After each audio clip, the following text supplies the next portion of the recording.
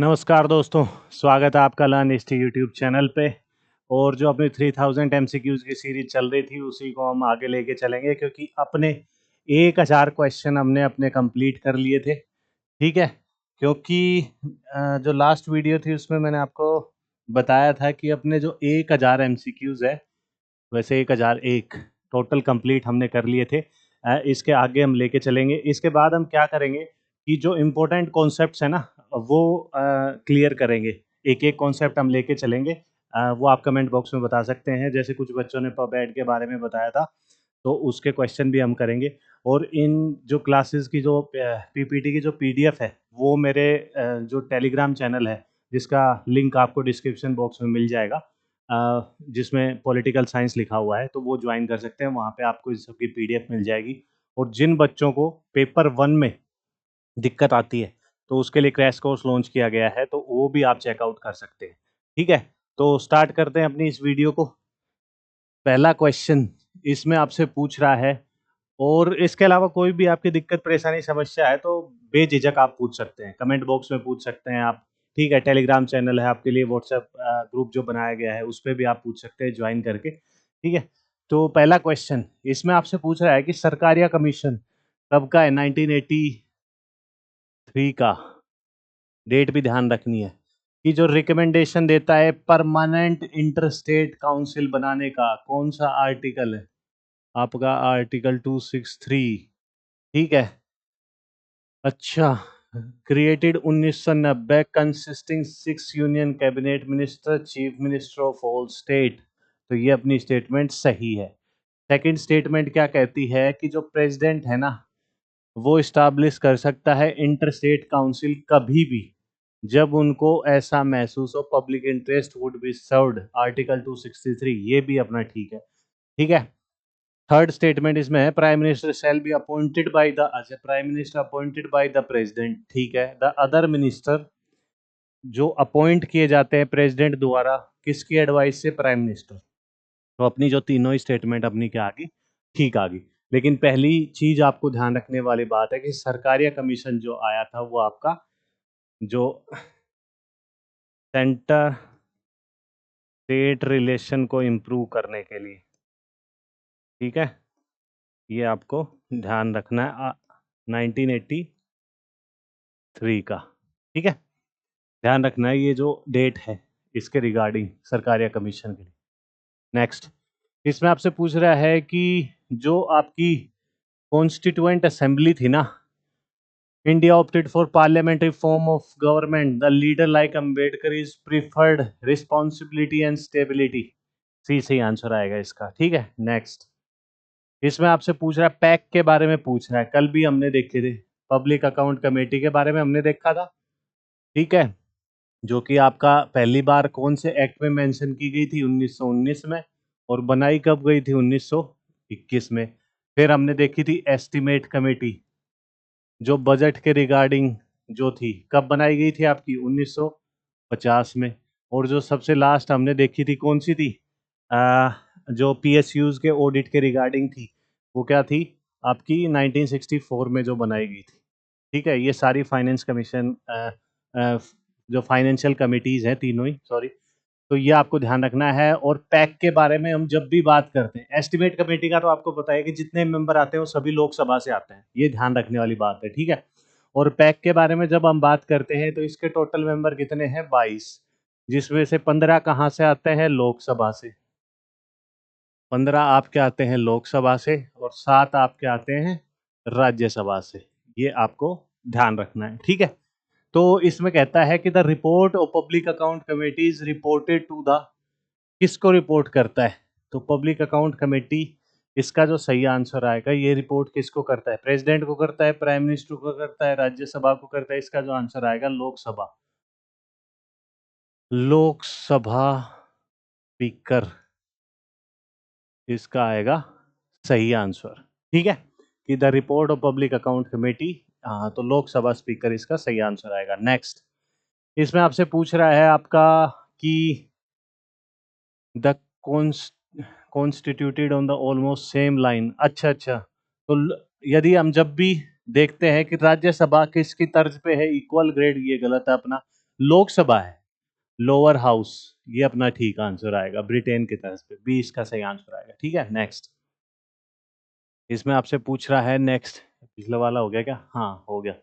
इसमें आपसे पूछ रहा है कि जो लेजिस्लेटिव काउंसिल है, जिसको विधान परिषद बोलते हैं, ऑफ ए स्टेट, कि उसको कभी भी बनाया जाता है, कभी भी हटाया जा सकता है। ठीक है, तो वो किसके तहत हटाया जाता है, क्या कौन सा प्रोसेस होता है? एक तो आपको पता होना चाहिए कि ये जो क्रिएशन और क्या है अबोलिशन का जब भी बात आती है, तो ये आर्टिकल किस में आता है? आपका आर्टिकल आता है 169। ठीक है, इसमें क्या होता है कि जो जिस भी स्टेट की लेजिस्लेटिव काउंसिल आपको हटानी है, उसमें क्या है, वहां उस स्टेट की जो लेजिस्लेटिव असेंबली है, जो लेजिस्लेटिव असेंबली है, वो क्या करती है, एक रेजोल्यूशन पास करती है। और वो रेजोल्यूशन कैसे पास करती है? आपका स्पेशल मेजोरिटी से। ठीक है, और फिर वो आपके किस पे जाता है? पार्लियामेंट पे जाता है, वहां से सिंपल मेजोरिटी से चला जाता है, और उसके बाद आपके प्रेसिडेंट की असेंट मिल जाती है, और उसके बाद क्या हो जाता है, वो हट जाती है या बन जाती है। ये प्रोसेस होता है। लेकिन ध्यान रखने वाली बात ये है कि लेजिस्लेटिव असेंबली में वो रेजोल्यूशन आपका स्पेशल मेजोरिटी से पास होना चाहिए। ठीक है, विधान लेजिस्लेटिव असेंबली की बात कर रहा हूँ, स्पेशल मेजोरिटी पार्लियामेंट में जाएंगे तो वो तो सिंपल मेजोरिटी में हो जाता है काम। ठीक है, तो यहाँ पे क्या है, क्या बता रहा है ये कि लेजिस्लेटिव काउंसिल को हटाना है भाई। ठीक है, तो president of India can recommendation, ये तो नहीं है। Legislative assembly of each state concern parliament, parliament on recommendation, हाँ, parliament on the recommendation of legislative assembly of the concern state, जिस स्टेट की लेजिस्लेटिव काउंसिल को हटाना है। ठीक है, तो इसका जो सही आंसर आएगा वो आएगा डी, से आंसर आएगा। और जो आर्टिकल है वो भी ध्यान रखना है, पार्लियामेंट के रिगार्डिंग वो आर्टिकल है, कॉन्स्टिट्यूशन में अपना दिया है। और यदि आपसे पूछा जाए कि अभी के टाइम पे जो लेजिस्लेटिव काउंसिल है वो आपके कौन कौन से स्टेट में है, ठीक है, तो जो लेजिस्लेटिव काउंसिल है ना, वो आपके कौन कौन से स्टेट में है? जैसे याद, एक तो रटना नहीं है कि मान लो इसमें 6 स्टेट हैं, 6 के रट्टे लगाने लग गए। मैप के हिसाब से चलना है। ठीक है, नॉर्थ साइड से चलेंगे, फिर डाउन साउथ जाएंगे। ठीक है, तो ऊपर सबसे पहले यूपी, उत्तर प्रदेश, इसके लगता हुआ बिहार। ठीक है, क्योंकि यूपी के लगता हुआ बिहार, ऐसे याद रखना है। फिर चलेंगे साउथ में, तो साउथ में सबसे पहले पकड़ेंगे महाराष्ट्र। ठीक है, महाराष्ट्र के लगता क्या है? कर्नाटका। ठीक है, फिर क्या आएगा आपका? आंध्रा। और आंध्रा के लगता क्या है? तेलंगाना। ऐसे याद रखना है इसको। ये 6 के 6 स्टेट हो गए। ठीक है, ये आपको ऐसे याद रखने हैं, रखने की कोई जरूरत नहीं है। फिर अब आपके दिमाग में आपके मैप होना चाहिए। मैप से क्या करोगे आप? ऊपर साउथ से स्टार्ट करोगे, डाउन नॉर्थ से स्टार्ट करोगे, डाउन साउथ जाओगे, और किसकी क्या बाउंड्री टच करती है उस हिसाब से आप इसको कर लोगे। यूपी के लगता बिहार, महाराष्ट्र के लगता कर्नाटका, आंध्रा के लगता तेलंगाना। अपने 6 हो गए जिसमें लेजिस्लेटिव काउंसिल है अभी के टाइम पे। ठीक है, तो अपना डी आंसर हो गया। नेक्स्ट पे चलते हैं। इसमें आपसे पूछ रहा है कि जो parliamentary government can not operate, जब भी पार्लियामेंट गवर्नमेंट की बात करते हैं हमने, तो कहां से लिया है? ब्रिटेन से लिया है। ठीक है, और बिना ऑपरेट, क्योंकि पार्लियामेंट है तो पॉलिटिकल पार्टीज तो आपकी चाहिए ही चाहिए। ठीक है, क्योंकि यदि आप ये बोलते हो रिटर्न कॉन्स्टिट्यूशन, तो रिटर्न कॉन्स्टिट्यूशन तो यूके में नहीं है, लेकिन वहां भी है, तो ये गलत हो गया। अपना आएगा सी से आंसर आएगा। नेक्स्ट, हाँ, इसमें पूछ रहा है कि जो डॉक्ट्राइन है ना, basic structure of the constitution, इसकी जो टोटल हिस्ट्री है लास्ट वीडियो में मैंने आपको बताई थी। ठीक है, तो as a principle of judicial review, तो इसका क्या आंसर आएगा? कि इसमें क्या है? अच्छा, क्वेश्चन लास्ट टाइम से रिपीट हुआ है आई थिंक। तो इसमें यही आएगा कि विधायिका के विवेक को परखने की शक्ति का ग्रहण, assume the power of judging the wisdom of sovereign legislature, तो इसका डी सी आंसर आएगा। ठीक है, जब भी हम बात करते हैं किसके बारे में, पीछे जगह है क्या? हाँ, यहाँ पे जब भी हम बेसिक स्ट्रक्चर के बारे में बात करते हैं, ठीक है, तो आपका सबसे पहले क्या आता है? जो मैंने पहले भी आपको बताया था, सारे जो केसेस थे, एक तो आपका क्या था, शंकरी प्रसाद केस था 1951 का। फिर आता है आपका गोलकनाथ केस, गोलकनाथ केस आपका कब 1967। फिर आता है 24th अमेंडमेंट एक्ट 1971 का। इस अमेंडमेंट एक्ट में क्या कर दिया था कि कॉन्स्टिट्यूशनल अमेंडमेंट बिल के लिए जब भी मंजूरी के लिए आपके प्रेसिडेंट पे जाएगा तो उनको एसेंट देनी होगी, मजदूरी मंजूरी है वो देनी होगी, ये ओब्लिगेशन डाल दिया था इसमें। ठीक है, फिर क्या आएगा 1971 तक पहुंच गए। फिर आपका आता है केशवानंद भारती केस, ठीक है, 1973 का। इसमें आपका क्या आ जाता है, बेसिक फीचर ऑफ कॉन्स्टिट्यूशन आ जाता है। ठीक है, उसके बाद क्या आता है आपका 42nd अमेंडमेंट एक्ट 1976। फिर आता है आपका मिनर्वा मिल्स केस 1980 का। ठीक है, तो ये सभी केसेस मैंने basic feature of the constitution का कैसे कैसे वो इवोल्व होता है अपने कॉन्स्टिट्यूशन में, कैसे वो डाला जाता है, ठीक है, ये प्रोसेस जो सारी थी इन सीरीज मैंने लास्ट वीडियो में भी आपको बताई थी, अभी भी मैंने बता दी है। ठीक है, नेक्स्ट पे चलते हैं, ये अपना हो ही गया। हाँ, अब इसमें पूछ रहे विच of the following state correct, question को ध्यान से पढ़ना है, करेक्ट है या इनकरेक्ट है। ठीक है, regarding the procedure of passing bill in parliament, कि बिल जब भी पास किया जाता है, ठीक है, यहाँ पे हम क्या देखते हैं, कॉन्स्टिट्यूशन अब जब भी पढ़ते हैं तो वहां पे क्या आता है, बहुत सी चीजों के बारे में आपको बताया जाता है कि मान लो 7-8 स्टेटमेंट है जब भी हम कॉन्स्टिट्यूशन पढ़ते हैं उसमें, तो उसमें क्या है कि वो राज्यसभा में पास हो गया है, लोकसभा में नहीं हुआ है तो लैप्स होगा, नहीं लैप्स होगा। तो काफी जो बच्चों के दिमाग में क्या करता है, जो कंफ्यूजन क्रिएट करता है। तो आज इसको एक शॉर्ट ट्रिक से मैं आपको बता दूंगा कैसे याद रखना है। आपको क्या करना है, सिंपल सा क्या याद रखना है, 2 एरो लेनी है। ठीक है, 2 एरो लेनी है जिसमें क्या है आपका कि मान लो ये लोकसभा के लिए होगी और ये राज्यसभा के लिए होगी। सिर्फ हमें देखना है कि बिल कहां पास हुआ है, कहां पास नहीं हुआ है। यदि सेम एरो रहेंगी तो बिल क्या होगा आपका, लैप्स नहीं होगा। यदि ऐसा होता है, मान के चलो कि लोकसभा में पास हो गया और राज्यसभा में क्या है, पेंडिंग है, तो अपोजिट एरो होगी तो बिल क्या होगा, लैप्स हो जाएगा। ऐसे याद रख सकते हैं। ठीक है, फॉर एग्जाम्पल अभी मैं बताऊंगा आपको, एग्जाम्पल के तौर पे मान लेते हैं, जैसे पहला मानते हैं कि बिल कब लैप्स नहीं होगा। ठीक है, बिल डजंट लैप्स। ठीक है, तो सबसे पहला लेके चलते हैं, अपना पहला एक एग्जांपल लिखते हैं कि बिल है ना कि पेंडिंग इन राज्यसभा। ठीक है, and but note passed in Lok Sabha.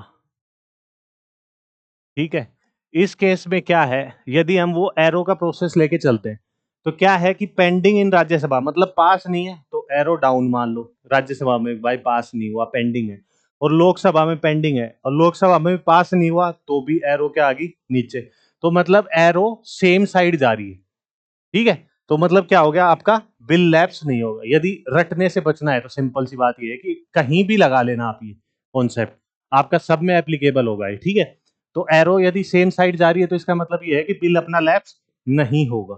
ठीक है, एक और एग्जांपल लेके चलते हैं कि जहां पे बिल लैप्स नहीं होगा, कि बिल क्या है, pass by both the houses,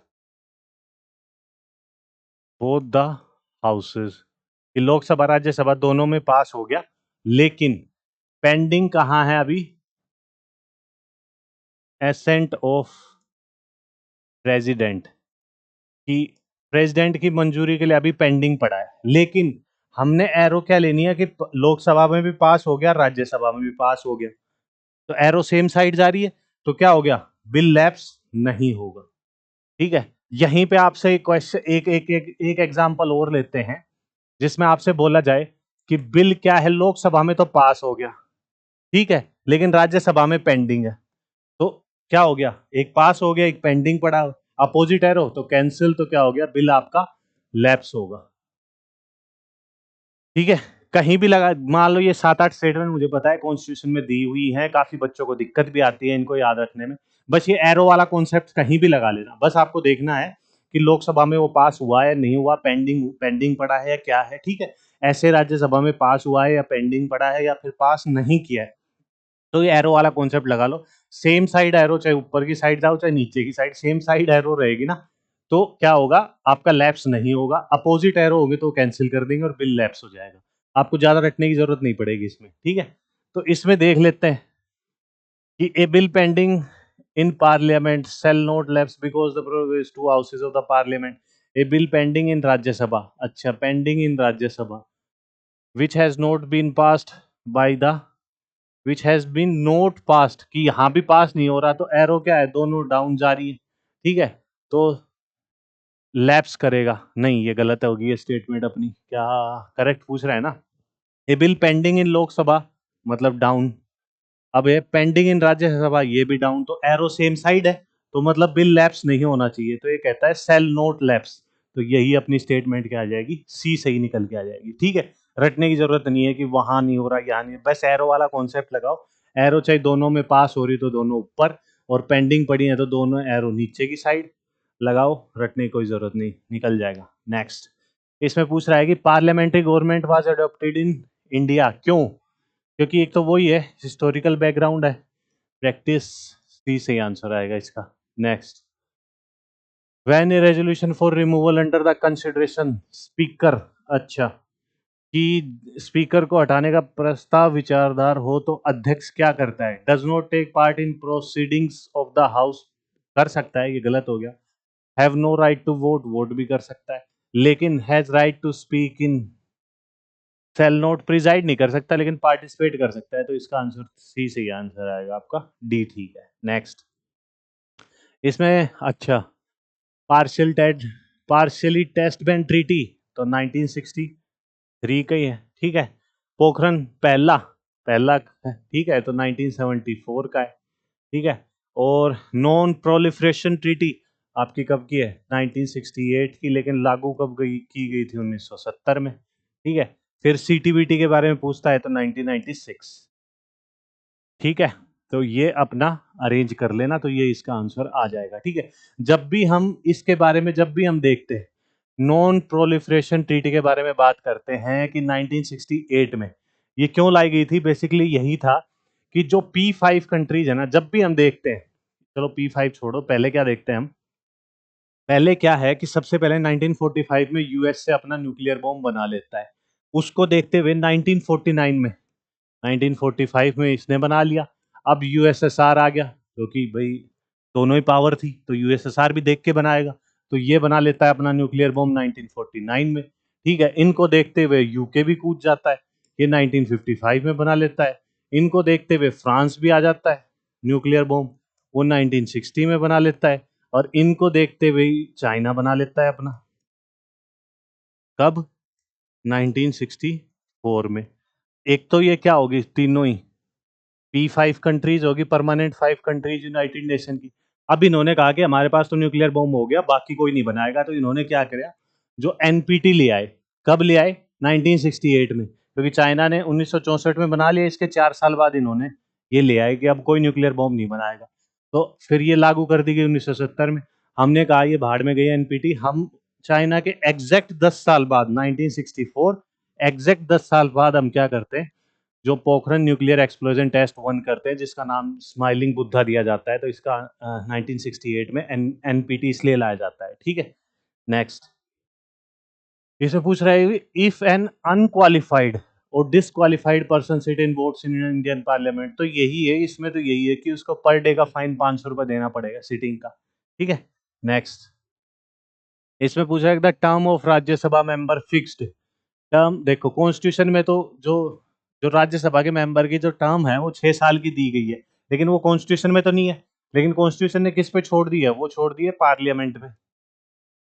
और पार्लियामेंट क्या बताता है कि जो 6 साल का जो जिक्र है ना, वो कहाँ है, रिप्रेजेंटेशन ऑफ पीपल एक्ट 1951 में, रिप्रेजेंटेशन ऑफ पीपल एक्ट 1951 1 में इसका जिक्र किया गया है कि राज्यसभा के मेंबर का जो टेन्योर है वो 6 साल का रहेगा, ये अपने कॉन्स्टिट्यूशन में नहीं है। तो इसका जो सही आंसर आएगा वो आएगा अपना पार्लियामेंट आएगा। ठीक है, रिप्रेजेंटेशन ऑफ पीपल एक्ट 1951 याद रखना है, क्योंकि इसमें ऑप्शन में 1950 भी दे सकते हैं, क्योंकि दो हैं, रिप्रेजेंटेशन ऑफ पीपल एक्ट 1950 और 1951। तो 6 साल का जिक्र आपका इसमें है, कॉन्स्टिट्यूशन में नहीं है, ये ध्यान रखना है। ठीक है, नेक्स्ट। इसमें पूछा है कि representative of union territories, Lok Sabha की बात कर रहा है, तो फिर क्या हो गया, डायरेक्ट इलेक्शन। ठीक है, नेक्स्ट। इसमें which of the most important reason consider India is a secular state के बारे में बात कर रहा है। तो क्या है, people have different reason live in the state, ये तो रीजन नहीं है। Government of works in welfare of the people of the all reason, हाँ, अरे इसी स्टेटमेंट को थोड़ा सा ये भी बढ़ा के बताया जाता है कि ये तो है ही, वेलफेयर सभी धर्म के लोगों के लिए काम तो करता है, लेकिन गवर्नमेंट ने अपना भी कोई ऑफिशियल जो धर्म है वो डिक्लेयर नहीं किया हुआ है। ठीक है, कि हम इस धर्म को मानते हैं, ऑफिशियल कोई धर्म डिक्लेयर नहीं किया गया। तो इसका जो है religion and separated from politics, ये तो क्या है, ये तो वेस्ट का, ये तो वेस्ट का सेक्युलरिज्म है। ठीक है, और फादर ऑफ यूरोपियन सेक्युलरिज्म किसको माना जाता है, वो आपका माना जाता है मैकियावेली को, क्योंकि उसने क्या किया था, स्टेट को चर्च से अलग कर दिया। ठीक है, ये आपको याद रखना है। हाँ, बी सही आंसर आएगा इसका। ठीक है, नेक्स्ट। इसमें आपसे पूछ रहा है विच of the following was a permanent chairman. अच्छा, तो राजेंद्र प्रसाद। ठीक है, और जो सचिदानंद सिन्हा जी टेम्परेरी तौर पे रखे गए थे, वो कौन सी प्रैक्टिस थी, फ्रेंच प्रैक्टिस। फ्रेंच प्रैक्टिस के तौर पे उनको टेम्परेरी कॉन्स्टिट्यूएंट असेंबली का मेंबर बनाया गया था, क्योंकि वो सबसे क्या थे, एज थे। Next. Which of the following statement is correct. अच्छा, the chairman of Rajya Sabha, chairman of Rajya Sabha के बारे में जब भी बात करता है तो अपना बात करता है किसका, वीपी, वाइस प्रेसिडेंट का। तो chairman of Rajya Sabha is elected by the elected member of Rajya Sabha, ऐसा थोड़ी है, इलेक्टेड मेंबर ऑफ राज्यसभा नहीं, ये तो जो राज्यसभा में वो तो डेप्यूटी उसकी बात कर रहा है, डेप्यूटी चेयरमैन की बात कर रहा है, तो ये स्टेटमेंट अपनी गलत होगी। द चेयरमैन ऑफ राज्यसभा मतलब वाइस प्रेसिडेंट, प्रिजाइडिंग और ज्वाइंट सेशन, तो ज्वाइंट सेशन के बारे में तो प्रेसिडेंट आएगा ना, जब भी ज्वाइंट सेशन को एड्रेस करेगा तो प्रेसिडेंट आएगा, ये भी गलत आ गई अपनी।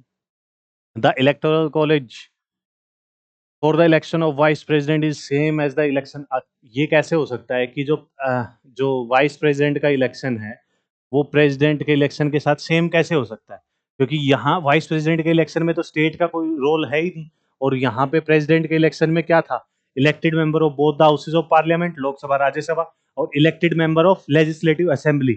हाँ, ये ध्यान रखने वाली बात है, जब भी हम प्रेसिडेंट के बारे में बात करते हैं तो वहां पे लेजिस्लेटिव काउंसिल का कोई रोल नहीं है, वो चाहे इलेक्टेड मेंबर हो चाहे उसके नॉमिनेटेड मेंबर हो, वहां कोई रोल नहीं है उसका। ठीक है, ये चीज ध्यान रखने वाली है आपकी, कि वहां पे लेजिस्लेटिव प्रेसिडेंट के इलेक्शन में लेजिस्लेटिव काउंसिल का कोई रोल नहीं है। ठीक है, तो ये हो गया, ये भी गलत हो गया, तो यही बच गया अपना डी सही आंसर आ गया कि the nominated member of both the houses of parliament have vote right to election vice president. हाँ ठीक है, बट प्रेसिडेंट में नहीं, नॉमिनेटेड मेंबर का तो प्रेसिडेंट के इलेक्शन में कोई मतलब है ही नहीं, सारे इलेक्टेड मेंबर है। ठीक है, नेक्स्ट। इसमें at present maximum strength of Lok Sabha के बारे में जब भी, ये पीछे भी क्वेश्चन आया था, यदि 552 है तो उसको बाइफरकेट कैसे करते हैं, 530 स्टेट के लिए, 20 यूटीज के लिए, और दो क्या है, एंग्लो इंडियन, एंग्लो इंडियन। तो प्रेसिडेंट नॉमिनेट करेगा राज्यसभा में, आर्टिकल कौन सा था, 331। लेकिन इसको, इस प्रोसेस को अब हटा दिया है, कौन से अमेंडमेंट, 104 अमेंडमेंट एक्ट 2019 में, ये जो एंग्लो इंडियन वाला कॉन्सेप्ट था ये दो हटा दिया है। ठीक है, 104 वो जो संशोधन किया था, तो अपना ये क्या आ जाएगा, दो हटा दी, 550 इसका सही है। ठीक है, next. The constitution of India combination है रिजिड और फ्लेक्सिबल का। ठीक है, क्योंकि यदि अमेंडमेंट करने जाए तो एक तो यदि स्पेशल मेजोरिटी की बात करें तो अपना 2/3 मेजोरिटी वगैरह ये मानता है, स्पेशल मेजोरिटी के लिए थोड़ा फ्लेक्सिबल। ठीक है, नेक्स्ट। कॉन्स्टिट्यूशन ऑफ इंडिया क्या कहता है कि दुनिया का विस्तृत संविधानों में से, तो ये आएगा, स्मॉलेस्ट तो हो नहीं सकता, मीडियम साइज, सी सही है, बेसिक क्वेश्चन है। नेक्स्ट। अब इसमें which of the following conditions can the Indian parliament pass A bill on subject mention, यदि स्टेट लिस्ट के बारे में और all India services, all India services के बारे में जब भी बात की जाती है तो ये एक्सक्लूसिव पावर होती है राज्यसभा की, ठीक है। एक्सक्लूसिव पावर या मतलब क्या है कि इसकी मतलब लोकसभा के लिए ज्यादा रूम नहीं होता, राज्यसभा ही सब कुछ करती है उसमें। तो when Rajya Sabha adopted simple majority तो नहीं आएगा, देखो जी लास्ट वीडियो मैंने आपको बताया था स्पेशल मेजोरिटी आएगा, 2/3 मेजोरिटी, इसका बी से आंसर आएगा, ठीक है। स्पेशल मेजोरिटी से याद रखना है, स्पेशल मेजोरिटी आएगा। नेक्स्ट इसमें पूछ रहा है कि subject on which state government enjoy exclusive power, exclusive मतलब जहाँ पे यूनियन का कोई रोल नहीं है, तो कॉन्करेंट में तो दोनों आएंगी, यूनियन लिस्ट में यूनियन आएगा, ये भी रेजिडरी पावर किसके पास होती है, यूनियन के पास होती है, सेंट्रल गवर्नमेंट के पास, स्टेट के पास। अच्छा एक ऑप्शन गायब है तो स्टेट लिस्ट आएगा इसका आंसर, ठीक है। नेक्स्ट इसमें पूछ रहा है कि सीट्स फॉर लोकसभा, अच्छा seats for Lok Sabha not reserve for, अभी आपने देखा Anglo Indians, D C answer आएगा, क्यों, क्योंकि 104 अमेंडमेंट एक्ट 2019 इसने ये हटा दिया है, ध्यान रखने वाली बात है, ठीक है। नेक्स्ट एक मिनट, लिस्ट के बारे में जब भी हम बात करते हैं तो हमें शेड्यूल याद होने चाहिए, ठीक है। क्यों, क्योंकि 7 शेड्यूल में तो चलो आपकी आपकी लिस्ट आ गई, 8 शेड्यूल में आपकी क्या आ गई, लैंग्वेज आ गई, ठीक है। अब इसके बाद क्या है, क्योंकि 8 शेड्यूल तक तो आपके थे, 9 शेड्यूल से क्या है वो आपके ऐड किए गए हैं, ठीक है। तो जब भी 9 शेड्यूल के बारे में बात करेंगे, 9 शेड्यूल किसके द्वारा ऐड किया गया था, जो पहला अमेंडमेंट एक्ट था 1951 का, ठीक है, जिसमें लैंड रिफॉर्म्स वगैरह इन सब के बारे में बात की गई है, ठीक है। और 10th शेड्यूल आपका, इसमें मेंबर की डिस्क्वालिफिकेशन आया राम गया राम के कॉन्सेप्ट का दिया गया था, तो ये आएगा आपका 52nd अमेंडमेंट एक्ट 1985 का, ठीक है।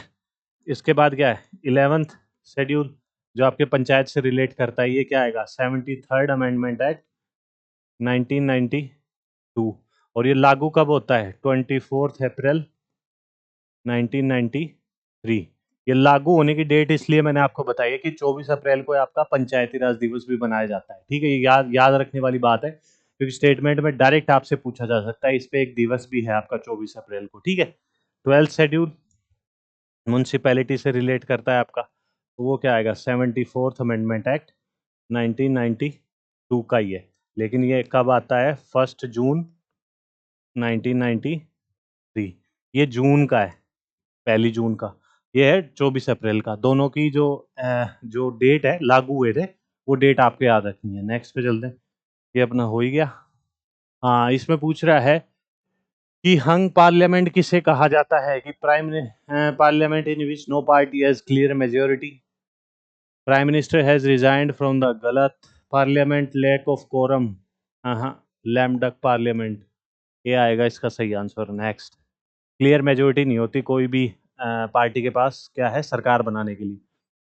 Who nominates the chairman of public account committee for Indian parliament, nominates the chairman of pack के बारे में मैंने बताया था आपको, तो इसका क्या आंसर आएगा स्पीकर ऑफ लोकसभा, सी से आंसर आएगा, ठीक है। इसमें याद रखने वाली बात यही है कि जो एक्ट था 1919 का उसमें मेंशन किया गया था, 1921 में इसको बना दिया गया था, 22 इसके मेंबर है, 15 लोकसभा से आते हैं, 7 राज्यसभा से आते हैं, यही चीज ध्यान रखने वाली है, ठीक है। इसे पूछ रहा है कि category of right to property के बारे में जब भी देखते हैं तो fundamental,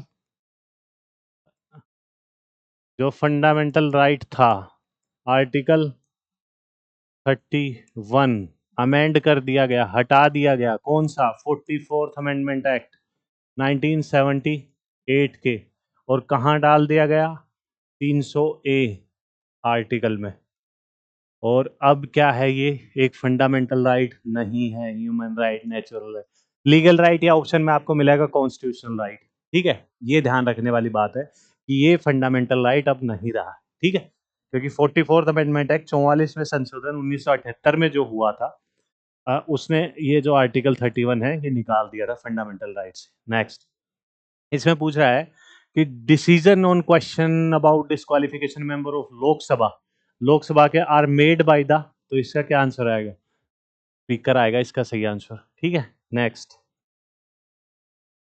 the parliamentary form of government के क्या क्या करेक्टर हैं?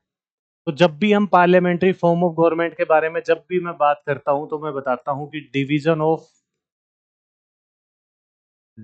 Of power. ठीक है, डिवीजन ऑफ पावर का क्या है आपका कॉन्सेप्ट आता है, और डिवीजन ऑफ पावर का मतलब क्या ही है कि जो एग्जीक्यूटिव लेजिस्लेचर का आपस में अकाउंटेबिलिटी के बारे में बात करता है। ठीक है, तो सेपरेशन तो हो नहीं सकता, सेपरेशन बिटवीन, हाँ सेपरेशन एग्जीक्यूटिव और लेजिस्लेचर, तो ये तो क्या है आपका प्रेसिडेंशियल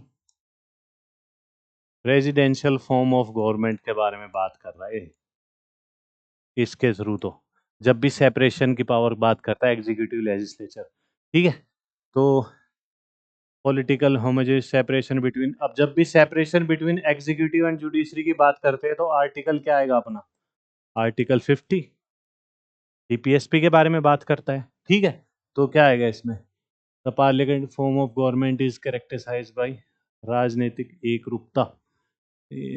सेपरेशन ये भी नहीं आएगा, सेपरेशन ऑफ बिटवीन कार्यपालिका और न्यायपालिका के बीच में अलगाव, नहीं, ये आएगा ए सी आएगा। Next, government are classified as, अच्छा गवर्नमेंट को कैसे बता सकते हैं कि यूनिटरी है या फेडरल है? तो ये मैंने कल भी बताया था, आपका रिलेशनशिप किसके बीच में, सेंटर और स्टेट के बीच में रिलेशनशिप को देख के ही बताया जा सकता है कि जो गवर्नमेंट यूनिटरी है फेडरल है। ठीक है, नेक्स्ट, जोनल काउंसिल के बारे में बात करते हैं। तो जोनल काउंसिल के बारे में जब भी हम बात करते हैं ना, तो आपको क्या याद रखना है कि इसके बारे में कॉन्स्टिट्यूशन में नहीं बताया गया है। तो जोनल काउंसिल जो आपकी बनाई गई हैं वो बनाई गई हैं आपका जो स्टेट रीऑर्गेनाइजेशन, जो स्टेट रीऑर्गेनाइजेशन एक्ट है कब का, 1956 का, उसके थ्रू जोनल काउंसिल बनाई गई हैं जो east west north south central होगी। ठीक है, जब भी नॉर्थ ईस्ट की बात, ये ध्यान रखना है, स्टेटमेंट में पूछा जा सकता है कि जो नॉर्थ ईस्ट जो जोनल काउंसिल है, ठीक है, वो जोनल काउंसिल क्वेश्चन में आपसे पूछा जा सकता है कि नॉर्थ ईस्ट जोनल काउंसिल है वो भी स्टेट रीऑर्गेनाइजेशन एक्ट 1956 के तहत बनाई गई थी। तो इसका मतलब ये नहीं है कि जोनल काउंसिल देखा स्टेट रीऑर्गेनाइजेशन पे चले गए। जो east west north south central, ये 5 जो आपकी जोनल काउंसिल है ना, वो तो बनाई गई हैं स्टेट रीऑर्गेनाइजेशन एक्ट 1956 में, लेकिन नॉर्थ ईस्ट जो जोनल काउंसिल है, ये ध्यान रखने वाली बात है, ये जो बनाई गई है आपका कौन सा एक्ट है, ये है आपका north east zonal council act 1971 का, ये आपको ध्यान रखना है। ठीक है, बाकी 5 तो आपको ध्यान रखनी है, लेकिन जब भी नॉर्थ ईस्ट जोनल काउंसिल के बारे में बात आती है तो ये अलग से बनाया गया है कि नॉर्थ ईस्ट जो काउंसिल एक्ट 1971 का था उसके तहत बनाया गया है। और जोनल काउंसिल को हेड कौन करता है, आपके होम मिनिस्टर हेड करते हैं। तो इसका जो सही आंसर आएगा ये आएगा होम मिनिस्टर। ठीक है, next, the member of Rajya Sabha elected for a term 6 year, ये याद रखने वाली बात नहीं है, तो बच्चे बच्चे को पता है, लेकिन याद रखने वाली बात है कि ये कॉन्स्टिट्यूशन में नहीं बताया गया है। तो ये बताया कहाँ गया है, रिप्रेजेंटेशन ऑफ पीपल एक्ट 1951, ये ध्यान रखने वाली बात है। ठीक है, नेक्स्ट, इसे पूछ रहा विच of the following is not essential qualification, Lok Sabha citizen होना चाहिए 25 साल, साउंड माइंड ये नहीं है, ग्रेजुएशन का। Next, which of the following Lok Sabha dissolve before the expiry of normal term, अच्छे क्वेश्चन पहले भी आए। जब प्रेसिडेंट कौन थे आपके, नीलम संजीवा रेड्डी, और caretaker prime minister Chaudhary Charan Singh को बनाया गया था। 6 लोकसभा आएगी।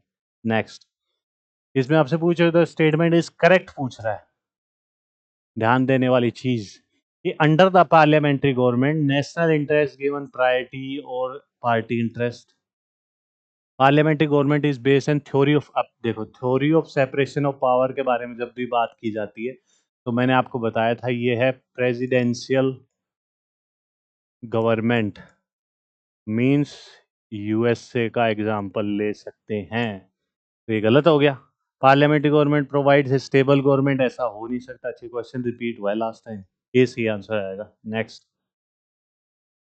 इसमें आपसे पूछ रहा है कि किसने थ्योरी दी थी सेपरेशन ऑफ पावर्स की, तो इसका जो सही आंसर आएगा वो आएगा बी, मोंटेस्क्यू इसका सही आंसर आएगा, ध्यान रखना है, ठीक है। Theory of separation of power के बारे में काफी बात कर रहे हैं, तो ये आएगा जीन बोर्डिन आपका एब्सोल्यूट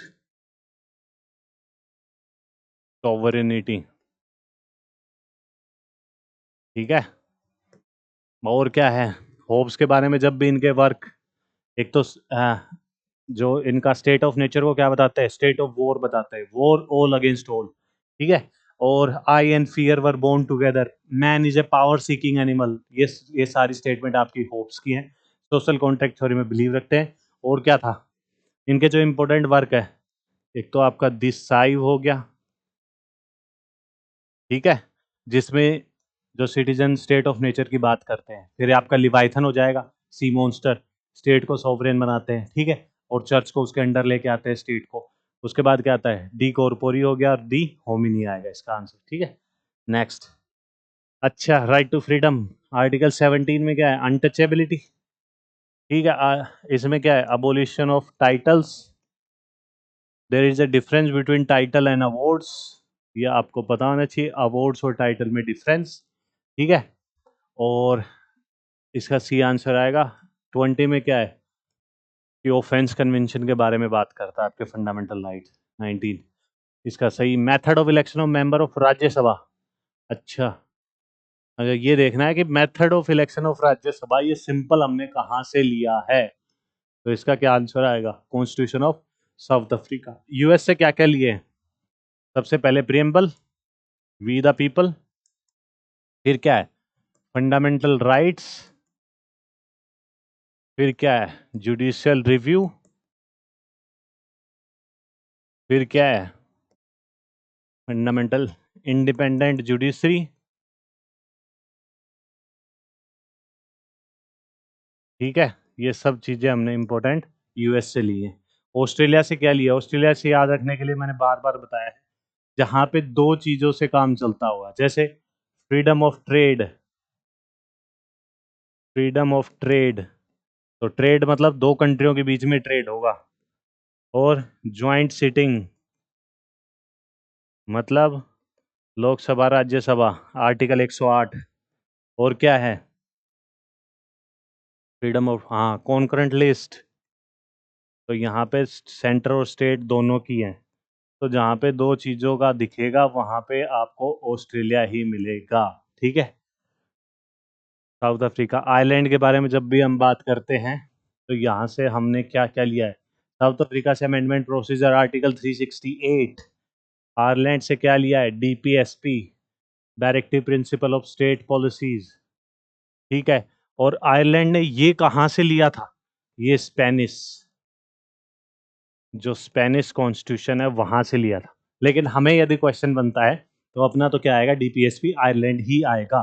लेकिन आयरलैंड ने ये कहाँ से कॉपी किए थे, जो स्पेनिश कॉन्स्टिट्यूशन है वहां से कॉपी किए थे। नेक्स्ट, इसे पूछ रहा है मनी बिल, आर्टिकल 110, याद रखने वाली बात क्या है इसमें, कि प्रेसिडेंट क्या है, मंजूरी रोक सकता है या फिर दे सकता है, रिटर्न नहीं कर सकता, ठीक है, चाहे मनी बिल हो फाइनेंस बिल हो। तो 110 फाइनेंस बिल के लिए आर्टिकल 117, उसमें क्लोज 1 भी आ जाती है, तो 117 वैसे याद रख सकते हैं, ठीक है। तो क्या कह रहा है, अमेंडेड बाय द राज्यसभा, ठीक है, द लोकसभा में still proceed with the bill whether accepted, हाँ, तो रिकमेंडेशन राज्यसभा की लोकसभा एक्सेप्ट भी कर सकती है और नहीं भी कर सकती है। और राज्यसभा के पास मैक्सिमम टाइम की क्या होता है मनी बिल को रोकने का, 14 दिन, ठीक है। लेकिन यदि क्वेश्चन ऐसा बनता है कि प्रेसिडेंट को भी एक टाइम लिमिट में उसकी मंजूरी देनी होगी, तो ऐसा कुछ नहीं है। जब भी हम प्रेसिडेंट ऑफ यूएस के बारे में बात करते हैं और उनका मनी बिल के रिगार्डिंग बात करते हैं, तो यो यूएस के जो प्रेसिडेंट है उन पे बाइंडिंग होता है 10 दिन, कि 10 दिन में उनको मनी बिल की क्या देनी पड़ेगी, एसेंट, उनको मंजूरी देनी पड़ेगी, या फिर जो भी है विदहोल्ड नहीं कर सकते, ठीक है। तो ये ध्यान रखना है, ये डिफरेंस है मनी बिल के रिगार्डिंग। जब भी डिफरेंस पूछा जाए president of India, president of US में, तो ये सबसे बड़ा डिफरेंस आएगा कि प्रेसिडेंट ऑफ यूएस पे बाइंडिंग होता है 10 दिन का, कितने दिन में उनको अपना जो भी मंजूरी है वो देनी पड़ेगी या बताना पड़ेगा जो भी, लेकिन यहाँ जो प्रेसिडेंट ऑफ इंडिया है उस पर कोई भी ऑब्लिगेशन नहीं है ऐसा कुछ। Next, government of India is known as parliamentary because parliament consist two house, parliament sovereign accountable, हाँ executive accountable to the legislature, D से आएगा इसका आंसर, ठीक है।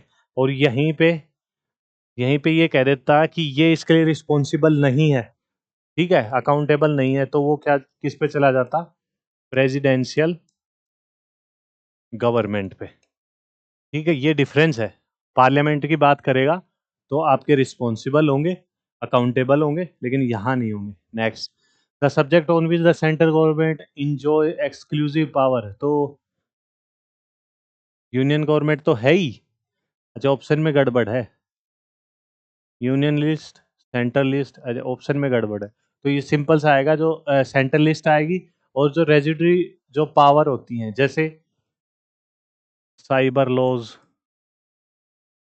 ठीक है, आपका प्रोग्रामिंग, ठीक है, और ई कॉमर्स, और क्या आएगा, सॉफ्टवेयर्स, हार्डवेयर, तो जो टेक्निकल चीजें हैं ना ज्यादातर उसमें क्या है, रेजिडरी पावर है कि किसके पास होती है, आपकी यूनियन गवर्नमेंट सेंट्रल गवर्नमेंट के पास ही होती है, स्टेट के पास नहीं होती, ठीक है, ये याद रखना है। Next, the major part of the constitution amended by the parliament alone. Next, repeat हुआ, Rajya Sabha has a maximum life of 6 year, a permanent house, ठीक है, ये आपको याद रखना, जब भी राज्यसभा की बात करें तो ये तो टेन्योर दिया हुआ है, ये डिसोल्व थोड़ी हो सकती है, परमानेंट हाउस है Rajya Sabha.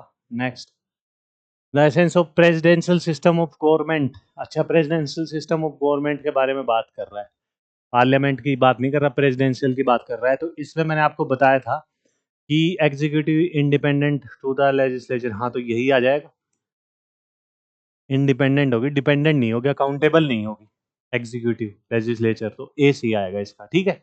Next, the most important characteristic parliamentary government, sovereign rule of law, अभी अभी तो बताया था, कलेक्टिव रिस्पॉन्सिबिलिटी एग्जीक्यूटिव लेजिस्लेचर, और यहाँ पे प्रेसिडेंशियल का भी पीछे हमने क्वेश्चन किया है, वहां कोई रिस्पॉन्सिबिलिटी नहीं है। How many seat reserve for UTs, तो 20 आएगा ना, 550 हैं, 30, 530 से 20 यूटीज, ठीक है।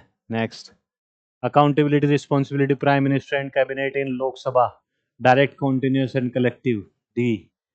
नेक्स्ट, अभी इसमें पूछ रहा है कि विच of the good and respect of Rajya Sabha, अच्छा स्टेटमेंट कौन सी सही है, तो 1/3 2/3, अच्छा, अरे मान लो काफी बार ऐसे डेटा में आप कंफ्यूज हो जाते हो, लेकिन टर्म तो आपको पता है कि 6 साल की होती है राज्यसभा के मेंबर की, ठीक है, तो लेकिन यहीं पे यदि हमें पता है कि 1/3 होगा, ठीक है, तो यदि 1/3 1/3 प्लस 1/3, तो ये 2 साल, ये 2 साल, और ये 2 साल, तो ये टोटल मिला के कितनी होंगी, 6 साल होंगी ना, और ये टोटल मिला के तभी जाके टोटल 3/3 1 बनेगा, ठीक है, तो इसका क्या आंसर आएगा, यदि याद भी नहीं रहता है तो ऐसे भी यदि हम देखें कि हर 2 साल पे 1/3 1/3 1/3, तो 3 पार्ट 2-2 साल के करेंगे, 6 साल होंगे, और 1/3 1/3 टोटल मिला के अपना 1 हो गया, कंप्लीट हो गया, तो अपना 1/3 of member retire every second year, D से आंसर आएगा। काफी बार यदि स्किप भी कर जाता है आपके दिमाग से तो ऐसे भी याद रख सकते हैं आप। नेक्स्ट, इसमें who among the following acts as presiding officer of house without being its member, तो मेंबर नहीं है तो वाइस प्रेसिडेंट ही आएगा, मेंबर नहीं होता, लेकिन क्या चेयरमैन होता है उसका राज्यसभा का। नेक्स्ट, राज्यसभा एक बार, अच्छा रिपीट हो गया क्या, permanent house. Next, joint sitting की बात कर रहा है, ज्वाइंट सेशन की बात करेगा तो प्रेसिडेंट आएगा, joint sitting of the parliament legislative business presiding over the speaker of the Lok Sabha, D से आंसर आएगा, transacting legislative business in the present joint sitting, हाँ स्पीकर ऑफ द लोकसभा आएगा। ठीक है, यदि ये एब्सेंट है तो कौन आएगा? डेप्यूटी स्पीकर आएगा। और डेप्यूटी स्पीकर भी एब्सेंट है तो कौन उसको प्रिजाइड करेगा, कौन हेड बनेगा? वो आएगा डेप्यूटी चेयरमैन ऑफ राज्यसभा। ये ध्यान रखना है, ठीक है। चेयरमैन नहीं आएंगे यहाँ पे, वाइस प्रेसिडेंट नहीं आएगा, स्पीकर, डेप्यूटी स्पीकर या deputy chairman of Rajya Sabha. Next, Lok Sabha secretariat comes under which of the direct supervision? हाँ, तो लोकसभा के बारे में बात कर रहे हैं तो स्पीकर ऑफ द लोकसभा के अंडर आएगा। Next, Rajya Sabha take an initiative in, मैंने पहले बताया था, जो एक्सक्लूसिव पावर होती है क्रिएटेड स्पेशल मेजोरिटी से करेगा, लेकिन ऑल इंडिया सर्विसेज। ठीक है, बी सही आंसर आएगा। हाँ, नेक्स्ट, इसमें पूछ रहा है कि कौन सा आर्टिकल रिलेट करता है इंडियन कॉन्स्टिट्यूशन ऑफ पार्लियामेंट कि legislate on any subject of state list पे वो काम कर सकता है, कि भारतीय संविधान के किस अनुच्छेद के तहत संसद राज्य सूची पे किसी भी विषय पर कानून बना सकती है? तो आर्टिकल 249 ध्यान रखना है, ठीक है, इंपॉर्टेंट है 249। Next, speaker of Lok Sabha has address his letter of resignation. अच्छा, एक तो स्पीकर ऑफ लोकसभा के बारे में यदि ओथ के बारे में कोई भी स्टेटमेंट आती है तो ओथ का कोई भी प्रोसेस इनका अपने कॉन्स्टिट्यूशन में नहीं है, ठीक है। और लेकिन ये रेजिग्नेशन किसको देते हैं? डेप्यूटी स्पीकर को, deputy speaker of Lok Sabha. B से आंसर आएगा इसका, ठीक है। तो अपने क्वेश्चन कंप्लीट हो चुके हैं, 1055 हमने अपने जो क्वेश्चन अपने कंप्लीट कर लिए हैं, ठीक है। और ये आपके साथी जो भी नेट जेआरएफ की तैयारी कर रहा है, जहां भी पॉलिटिकल साइंस आपका सब्जेक्ट आएगा, वो चाहे आपका पीजीटी हो गया, टीजीटी सोशल साइंस हो गया, जहां भी पॉलिटिकल साइंस से सब्जेक्ट आएगा, उन सभी के लिए बेनिफिशियल होने वाली हैं वीडियोस। आपने जो आपके जो भी साथी हैं जो पॉलिटिकल साइंस के रिगार्डिंग तैयारी कर रहे हैं, उन सभी को ये वीडियोस आप शेयर कर सकते हैं।